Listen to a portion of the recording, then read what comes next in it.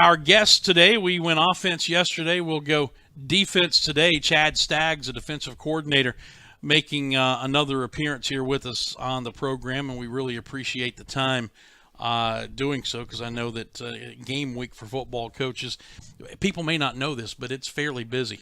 It's very busy. How you doing? I'm doing good. I'm doing good. Family good? Family's always better when we win. No Is that doubt. because you're always better when you win? Because I'm always better, and they take it hard too. I got a little boy and a little girl, and the little girl doesn't care as much, but the little boy he hurts as bad when we lose as the players, and the wife does too. It's a big family deal. We're all family, and players, coaches, and your immediate family. So it's always better when you win, and everybody's happier. Well, that's good because we happy wife, happy life, that kind of thing. That's right. Wins create that for sure, no doubt. Hey, it was. I talked with both Clay and Drew about this yesterday. It may not be so good as far as stomach acid and some other things, but it was good to see this team win a close game, and it was important, I think, for this team to win a close game this past weekend. Yeah, I think what you saw, and I haven't seen their interview or talked to them, but I think what you saw is the difference between the Elon game and the Wofford game is really the belief in the guys that they can win. And I've been a part of some programs where that transition is big. I think you saw that into Wofford early. They played a bunch of close games early, and they believe they're going to win them all. And those teams end up winning. If you have a little doubt, those guys don't make the plays, and I think that's what you're seeing. You're just seeing guys that are confident. They had some of the players say, come up defensively after we were able to stop them and just say, hey, we had full confidence we're going to stop them. And it just all works together. Defense guys believed, the offense guys believed. And I think that's what you're seeing. I say this, and it sounds overly simplistic, but I think it's true. And it's one of the things that I used to say when Nico Medved was rebuilding the basketball program here and watching how that thing went in stages, and the same thing applies. The only way to learn to win close games is to go out and win one. No doubt. I agree 100%. That's about all. That simple answer. I mean, it sounds overly simple, but right. But there's really no other way to do it. No, you got to prepare them. I think that's part of it. You got to prepare them for them to expect certain things, and you got to practice it. That 2-minute drill we do every Wednesday, and a lot of situations that came up in the game have came up in practice. And coach, we do that every Wednesday at the end of practice, and it's crazy, but we've had that situation with 12 seconds or something left on the clock, and Joe didn't get the interception, but we've had some interceptions, and we've made some plays, and we've got some sacks, and I think you prepare your guys for the situational part of football is a big part of it. And then the more experience the guys get, the situation may not come up a year later, and next year these guys will know better than they already do, but that's part of it. Take us through the conversations the defensive coaches are having and that you're having with your defensive players right before you go on the field. We get the ball back at our 44-yard line, I think. Basically run 3 plays and punt it. Right. Don't get a first down. So what's the conversation like during the time the offense is on the field? Well, obviously, from my point of view, I was hoping we didn't have to go back on the field. So I run down to Clay. I said, hey, Clay, if we get a first down, the game's over. And he's like, yeah, I know. I was like, I really don't want to go back on the field. He's like, yeah, we don't want you to either. But they did a good job. They made them burn their timeouts. They secured the ball, and then they just put it in their hands. And, what I did is, we huddled them up. And, from a – I don't know if you said arrogant, but confident standpoint, we've actually won the 2-minute drill the last 3 or 4 weeks versus the offense. And, I kind of say, hey, we don't lose 2-minute. And, that confidence going, you need to play with that confidence. And they looked like they did. They went out there and played with that confidence. But, I kind of gave them an idea of the calls we're going to run and to keep them in bounds, same things that most everybody would do. And obviously slow off the pile, which sometimes we didn't do a good job of. But Jordan, sometimes they want to get the call so fast they jump straight up and get ready for the next one, which is kind of what they want to do, but you kind of want to waste a few seconds. But, we wouldn't have liked to have just been in a true prevent as much as we were, but you got to understand too what we have. You know, the last thing I wanted to is they got some really good receivers, and they're big and they're physical, and we're not exactly huge there, and we're really inexperienced. And so I just felt like the best thing was to make them execute with that quarterback down the field more than it was come after him at times. And we were doing a pretty good job of getting some pressure with three. Yeah. And we would have liked to have – I liked to heated him up a few times, but, you know, and that was brought up a few times from the box. And I just kind of stuck to my guns and was not letting them just throw one up. And they did it at the end, and luckily Joe went back there fortunate Joe went back there and intercepted it. So we kind of – worked out good. It made me look good, but, you know, I know a lot of people don't like to prevent, you know. Well, let me ask you this. You had the, I don't know if luxury is the right word from your standpoint at that particular time, but I'll say it, the luxury of knowing they had to get into the end zone. They needed 7 points to tie the game. How does that change things schematically or from a philosophical standpoint? Say, as suppose they get the ball, same place, same situation, but they need a field goal to tie it or win it. How does that change things? Yeah.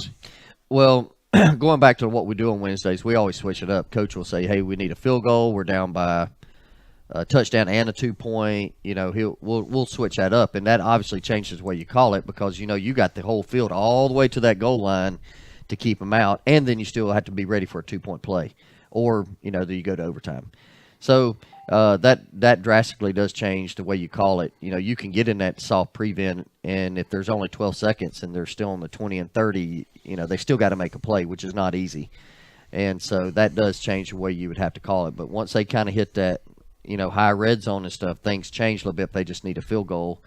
Around midfield, you'd have to tighten up a little bit more. But you didn't have to do that in that situation. And I think you got to be prepared for both.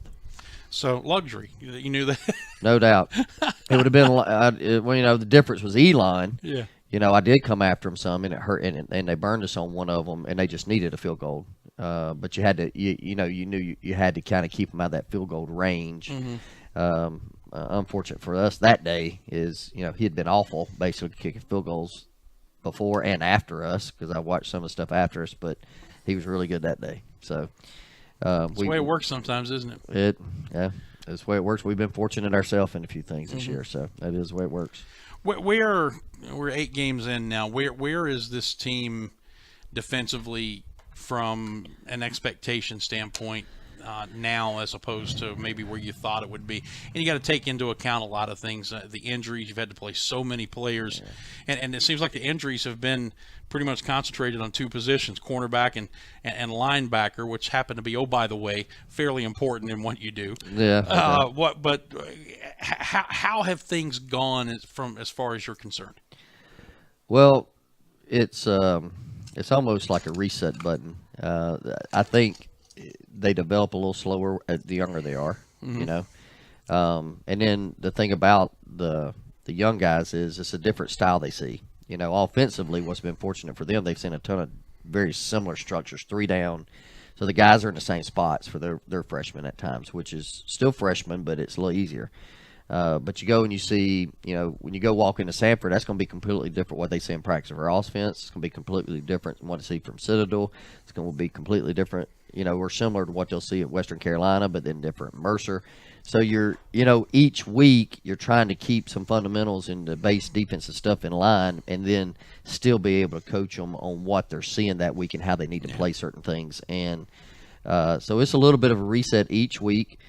Still trying to keep things simple. I have seen a huge development in the linebackers, and you know, Coach Lamendola's doing a great job with those guys. You know, they're not playing, you know, to where I would like them to play, but it's because I want them to be All-Americans right now. I mean, I have high expectations. So, but you know, you've seen a huge development from week 1 to week 2 as coaches. Sometimes, though, you don't always see that until you just sit back and reflect and go back and look at game 1 of what you were doing to game 9 or 7 or whatever. So I'm a little bit of a perfectionist. So I think we're still not very good at times on defense, but we seem to be doing okay. But that's the way I approach it. Your two young middle linebackers who were forced into playing time because of injury and who are now the full-time starters, even with the troops returning. I think Clay has quoted you on a couple of occasions in his show is saying they still have obviously a lot to learn and they're still making a lot of mistakes, but there's something to be said for see the ball, tackle the ball. That is very true. That's the game of football. This week's going to be a little more important for them because of, anytime you have an option aspect to the game, the discipline aspect of the linebacker's got to be a little more important. So that's going to be huge for them. We're going to spend a lot of time. We've already started on making sure they're a little bit more disciplined in some of their fits. But, I don't know if our backers would have stayed healthy had these guys end up not starting anyway. I wouldn't have known that. They're still two very talented kids. They're very athletic. They're probably more athletic than maybe they are probably more athletic than the guys ahead of them. But, the experience and stuff, I don't know, would have kind of been more or not in terms of that. But, we just got who we got, and we're just going to coach the heck out of them. And like I said, they got the belief, and the offense is doing a good job, and we're just working a little bit more as a team now than we probably were earlier. Yeah. We go in and right before half, I was a little frustrated because we got what we wanted. We got a big sack on the first down, almost out of field goal range probably, and then we gave up that third down, which was I'd say it's just a bad call, played poorly by us, and but then they come back down, they go up, and then they come back down and score, and it's just working. Then we get the stops we need to get, and that's how you win football games. You got to work together. It takes a total team. If the offense is really good and the defense isn't really good, it's not going to work. If the defense is really good and the offense is really good, it's not going to work. You got to kind of work together, and that's kind of what we did last game. I think we may have touched on this briefly the last time you were with us here, but whether it's a defensive coordinator or whether it is as a player, especially a young player, this is an education week to week in this league because you see so many different styles of offense that you have to learn to defend. Very true. Probably more so in this league than even if you went to the ACC and stuff. Everybody's got a little bit different, but there are a lot more people more spread and similar. And in this league, you may see, an option one week. You got Walford, you got Citadel, then you got Sanford, and you got Western Carolina, and then Mercer's a little bit of a blend of both. And it's very drastic. It's very different. And like I said, that's some of the challenge you're facing. There's a lot of new stuff still each week for the young guys. Did you walk up to Clay at some juncture and say, look, if I'd have known it was going to be like this, I'd have asked for more money? I would ask for more money anyway. But Nature of the business, I guess. We're visiting with Chad Staggs, the defensive coordinator here at Furman. Paladins 5-3 have won 5 in a row and heading to Western Carolina to take on the 18th ranked Catamounts this week. And we were just talking about the polls here right before you came in, and the fact that Furman is still not garnering a whole lot of attention in the Stats FCS poll and the coaches poll. Coaches always say they don't worry about that stuff. How much do you actually worry about that stuff? We were talking about that yesterday, actually, and I am one of the coaches that really don't look at those kind of things because I have had the experience to know that when you get to playoff time in 1AA football or FCS football, those polls are not the same polls they use to get into the playoffs. They'll come out with another week or so. They come out with the committee poll in terms of where that's going to be. So, you may see a team that's ranked 5th in the country that's traveling the first week in a playoff. So there's a little bit of difference in terms of that. The fans and players like to look at those kind of things, and I kind of keep your head down. And if you win games, it's going to work itself out, especially in this league because it's a good league. And if you win the league, you're going to the playoffs. But if you're up there at the tops, you're probably still going to the playoffs. And all you can really ask, you'd love to win the league, but really just get in the dance. We're talking to our guys. We'll put ourselves in a position to do it. But if you get in the dance, then who knows what can happen. You got a week to prepare, especially what we do offensively, and we're a little different defensively. Of course, everybody in this league seems to be similar to us, but not in every conference. So, that's me. I would love for us to be ranked for the players and the fans and stuff, but for me, it doesn't bother me. Now we get to about last week or so, you kind of want your name to start popping up in there because that's going to help you in terms of your seeding and stuff. Brett Harker said in getting to championship Sunday at the ACC or the Southern Conference baseball tournament, he said, all I want's a chip and a chair.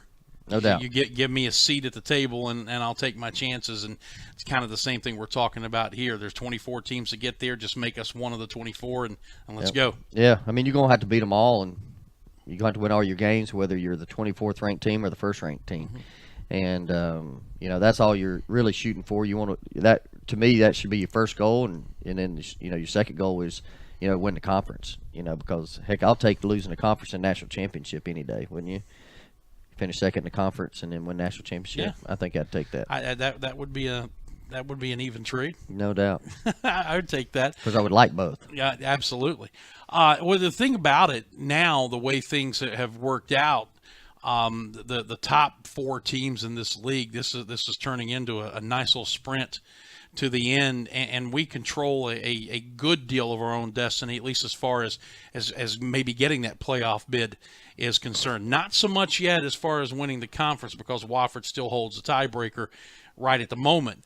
But we can pretty much decide what our postseason looks like by what happens in these final 3 games. Oh, yeah. I mean, if you win out, now correct me if I'm wrong, but if you win out, it's still conference championship because they got the head-to-head playoff, right? But we're still a conference champ. Right, so still part of the conference champion. There'll be something else go up on that building down there. I don't see anything that says co on there, so I that don't bother me at all. So, you went out, you're still conference champs, and if you're tied, I would doubt that. If there's a 3-way tie, I'd be shocked if all 3 teams didn't get into the playoffs. It would get split in hair. Sometimes it matters what other people in the country are doing. Obviously, the last couple of years I've been in the playoffs, so we paid a lot of attention to that and the different things that's went on. But the thing about it is the goal of the conference championship's out there right now, but really I'm just worried about winning this game and then let the rest of it take care of itself. And then you got a little bit of off week, which would be awesome to get some guys healthy and get ready for Citadel and the last, so 1 game playoff is what I told the defensive guys yesterday. It's a 1 game playoff right now, it's 1 game right now. And then we got an off week and then it's a 2-game series after that. Mm-hmm. And so that's kind of the way I'm trying to approach it. And, if you win the conference championship, that's awesome. If you win 2 out of the 3 and you go to the playoffs, that's awesome. Right now, let's don't worry about any of that stuff. Let's just worry about taking care of business because none of it's going to matter if you don't take care of business. I mean, you can't get too – you could still win this game or you could lose this game and still win the conference technically. So if you get wrapped up too much into all that stuff, I think you start worrying about it too much. And so really – all we can do is go do our job the best we can do it, and then look up at scoreboard when it hits 60 minutes and see what happens. And the other way you can look at it is you start 0-3 like we did, and of course the NC State loss doesn't count as far as what the pollsters and committee will be looking at. But regardless, it's an 0-3 start. From that junction on, you could make the argument that you're playing playoff football every week if you still hope to get into the postseason because your margin of error is basically nil. Well, in football is it's very different, a very different sport than a lot of the other ones. Because basketball and baseball and all those teams play so many games that 1 or 2 losses don't always knock you out of certain things. Mm-hmm. But football, I mean, Clemson. Look at Clemson; they made 1 loss. It depends on how it shakes out. May not be in the playoffs themselves. And football the margin of error in football is very, very small. And so that's one of the things we tell our guys. You got to take advantage. We work so hard for 11 games and then trying to get more that, you got to play every game as hard as you can because they all matter. But, if you looked at it and they wanted to complain to people, they have an argument. The 2 1AA losses you have, both teams are ranked pretty high. and you've won the rest of them. And the two that you did lose, you had a chance or should have won against Walford. You had a chance at 2 point. You know, we were gassed. I'm glad we did go for two. And then Elon, you were up on them.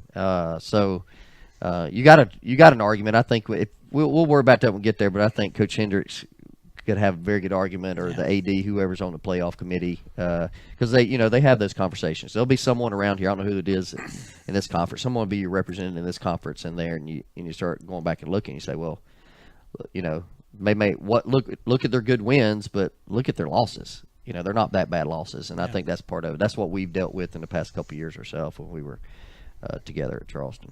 All right, before we let you go, just some thoughts on the challenge that Western Carolina is going to present offensively. Maybe besides North Carolina State, maybe probably the most athletic, dynamic offense we've seen, and they're statistically one of the tops in the conference. A lot of people look at the stats in the conference. I don't like to look at the stats, the overall stats in the conference, because it's very skewed. I actually like to look at the conference-only team stats, and they're still up there. They're athletic. The quarterback's very dynamic. They got really good receivers that can really run. They stretch the field. They run extremely hard at running back and quarterback. They're physical up front offensively. It's going to be a challenge for us. We're going to have to do a good job of tackling in space. I told them that yesterday. We can't give them extra yards. We're going to have to do a great job playing the deep ball. We got to make them execute. Don't give them anything. They're a tempo team, so we're going to have to line up fast. We didn't do that as well at times last week, which is obviously my fault. I got to get the calls in quicker. We have to have a sense of urgency, so we'll work hard at that this week. But they present a lot of challenges. Now, what can help, is both sides. If we do a good job getting off the field early, then they don't use a lot of clock. Then offensively, we're able to control the ball, control the time of possession. It's going to take a team win to go up there and beat these guys. They're a good team, and I think we lost 2 games, and one was to Hawaii and one was to Wofford in overtime, and I think they basically almost had them beat. So, it's going to be a challenge. I think it's probably not to take anything away from the rest of the games we played, but to me, offensively looking at them, they're probably the most dangerous team we played to date. So. Last thing, the injuries we talked about earlier, and the fact now that all those guys are pretty much back. Blessing in disguise because you were forced to increase your depth on the fly? Not so much. No, I mean, it's part of the game. Yeah. Obviously it's been probably one of the crazier years in my coaching career. In terms of, like you said, I mean, within 3 games, you lost your top 3 linebackers, and, it's a new scheme, and, we lost a lot of guys. We knew how young and inexperienced we were already coming into it, and but, I look at it, and sometimes I look at it, and I'm surprised. I mean, you hold Mercer 21 points. I don't really look at the yardage as much as I do points, and then third downs and the things that we did, and I'm, like, looking at our guys and how young they are out there and those seniors out there, and I'm just saying how great of a job our assistant coaches have done. Sometimes I'll get the credit for what goes on, and they do more of the work than I do. I might be the one calling it or making the final decisions, but the pass rush we're getting, I mean, Coach Miller, I mean, I don't work with those guys on that stuff, and the young linebackers, I mean, they're spending all their time with Coach Lamondola and the corners, so I don't even have either positions that are really young. Mm-hmm. And so I think you got to give those guys a lot of credit. I think I have to be smart in terms of how much we do and what we do and make sure we're in the right spots. And I try to get in there and help actually Coach Lamondola with those linebackers because, that's a lot. I don't think people realize how hard linebacker is to play sometimes. I mean, all right, you got 300-pounder coming to knock your head off this play, and then next play I got to drop to this guy or I got to man this guy up, but yet they just faked a run at me. I mean, that stuff happens fast, and those guys have done an outstanding job. I couldn't be happier with what they've done. They worked their tails off, and then Coach Vaughn too he's been really a big help too, just from the standpoint of he's played these teams before. All these guys are really pretty new to me besides Citadel, which we haven't played, and so he's given a ton of advice and different things, and he adds a lot of things people probably don't know about, game plan wise, Yeah. and so forth. I mean, even Drew Duke, you know, I mean, he's up here doing a great job in the box, calling personnel, and it all works together, man. I'm excited about what the coaches have done, and with losing the players we've lost, I don't want that to get lost in the shuffle, you know, because it could have very easily been a tough year. Yeah. And well, I can promise you this: it's been a fun year for the broadcast crew. we have had a blast with this team and what we've seen develop over the course of 8 games, and just hope that this streak can continue and the storybook continues. Man, it's been fun. I know all the pieces of the puzzle aren't there yet, but you're finding some way to get everything to fit together just enough on both sides of the ball to keep the string rolling. Well, I mean, you got to give credit to Coach Hendricks. You know, I mean, he's done a great job with them, and the guys are having fun. They're dancing, and of course, I made him finally dance. I've caught too much crap about dancing after that one. Oh, you made Clay dance? I made Clay dance. Is that on video anywhere? It will get out soon. I'm waiting for it to get out so people quit talking about me. And well, you know, I know a guy who can make that happen. I know a guy who can make it happen. Yeah. And so I talked to Robbie Caldwell. We come out, and I said, hey, we got Clay dance. And I said, I had to make him. He didn't want to do it. And he was like, he told me a story with what Dabo said. He says, look, it's very true. It sounds crazy, but games are really hard to win. And enjoy every one of them. And so it's fun. You know, I think the players are having fun. We're having fun. I think the fans are having fun. You know, we just got to keep it going. You know, all we can do is just do our job as hard as we can do it for 60 minutes. Sounds good. Listen, thank you, man. I appreciate your time. That's Chad Staggs. Stay tuned. We'll come back. Got a few other things to get to, and we'll be back as the Dan Scott Show continues in just a moment. Looking for a good lunch spot in the Travelers Rest area? The Cafe at Williams Hardware is your place. Williams Hardware has food for the